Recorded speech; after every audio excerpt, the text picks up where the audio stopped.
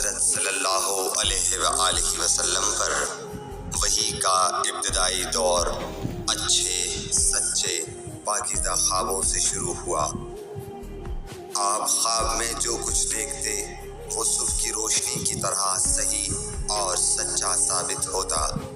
پھر من جانب قدرت آپ تنہائی پسند ہو گئے اور آپ نے غار حرا میں خلوت نشینی اختیار فرمائی اور کئی دن اور رات وہاں مسلسل عبادت اور یاد الہی و ذکر میں مشغول رہنے لگے۔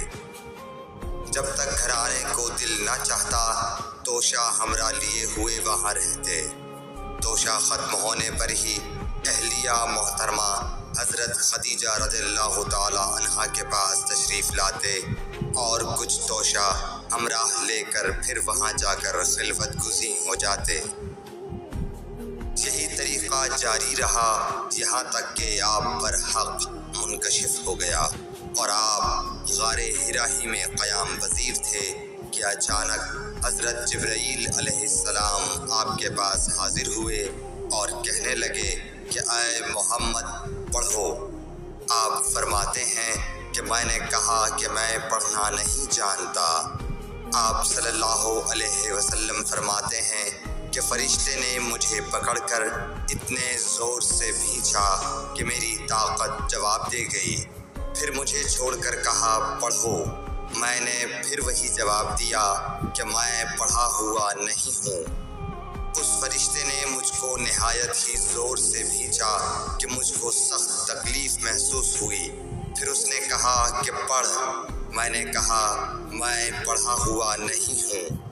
فرشتے نے تیسری بار مجھ کو پکڑا اور تیسری مرتبہ پھر مجھ کو بھینچا۔ پھر مجھے چھوڑ دیا اور کہنے لگا کہ پڑھو اپنے رب کے نام کی مدد سے جس نے پیدا کیا اور انسان کو خون کی پھٹکی سے بنایا۔ پڑھو اور آپ کا رب بہت ہی مہربانیاں کرنے والا ہے۔ بس یہی آیتیں آپ حضرت جبرائیل علیہ السلام سے سن کر اس حال میں غار حرا سے واپس ہوئے کہ آپ کا دل اس انوکھے واقعے سے کانپ رہا تھا۔ آپ حضرت خدیجہ کے ہاں تشریف لائے اور فرمایا کہ مجھے کمبل اوڑھا دو، مجھے کمبل اوڑھا دو۔ لوگوں نے آپ کو کمبل اوڑھا دیا۔ جب آپ کا ڈر جاتا رہا تو آپ نے اپنی زوجہ محترمہ حضرت خدیجہ رضی اللہ تعالی عنہا کو تفصیل کے ساتھ یہ واقعہ سنایا اور فرمانے لگے کہ مجھ کو اب اپنی جان کا خوف ہو گیا ہے۔ آپ کی اہلیہ محترمہ حضرت خدیجہ رضی اللہ تعالی عنہا نے آپ کی ڈھارس بندھائی اور کہا کہ آپ کا خیال صحیح نہیں ہے۔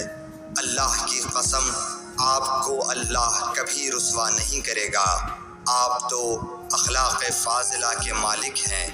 آپ تو کنبہ پرور ہیں، بے کسوں کا بوجھ اپنے سر پر رکھتے ہیں، مفلسوں کے لیے آپ کماتے ہیں، مہمان نوازی میں آپ بے مثال ہیں اور مشکل وقت میں آپ امر حق کا ساتھ دیتے ہیں۔ ایسے اوصاف حسنہ والا انسان یوں بے وقت ذلت و خواری کی موت نہیں پا سکتا۔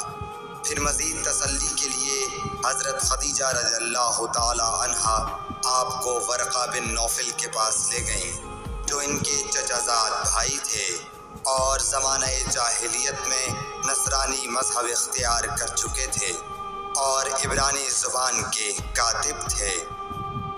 چنانچہ انجیل کو بھی حسب منشائے خداوندی عبرانی زبان میں لکھا کرتے تھے۔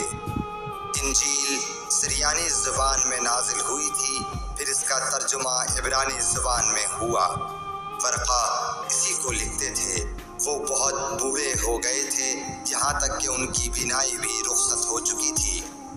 حضرت خدیجہ رضی اللہ تعالی عنہا نے ان کے سامنے آپ کے حالات بیان کیے اور کہا کہ اے چچا زاد بھائی، اپنے بھتیجے محمد صلی اللہ علیہ وسلم کی زبانی ذرا ان کی کیفیت سن لیجئے۔ وہ بولے کہ بھتیجے آپ نے جو کچھ دیکھا ہے اس کی تفصیل سناؤ۔ چنانچہ آپ صلی اللہ علیہ وآلہ وسلم نے از سنایا، جسے سن کر ورقہ بے اختیار ہو کر بول اٹھے کہ یہ تو وہی ناموس معزز رازدان فرشتہ ہے جسے اللہ نے حضرت موسیٰ علیہ السلام پر وحی دے کر بھیجا تھا۔ کاش میں آپ کے اس عہد نبوت کے شروع ہونے پر جواں عمر ہوتا، کاش میں اس وقت تک زندہ رہتا جب کہ آپ کی قوم آپ کو اس شہر سے نکال دے گی۔ رسول کریم صلی اللہ علیہ وآلہ وسلم نے یہ سن کر تعجب سے پوچھا کہ کیا وہ لوگ مجھ کو نکال دیں گے، حالانکہ میں تو ان میں صادق و امین و مقبول ہوں؟ ورقہ بولا، ہاں یہ سب کچھ سچ ہے، مگر جو شخص بھی آپ کی طرح امر حق لے کر آیا لوگ اس کے دشمن ہی ہو گئے ہیں۔ اگر مجھے آپ کی نبوت کا وہ زمانہ مل جائے تو میں آپ کی پوری مدد کروں گا۔ مگر ورقہ کچھ دنوں کے بعد انتقال کر گئے، پھر کچھ عرصے تک وحی کی آمد موقوف رہی۔ صحیح بخاری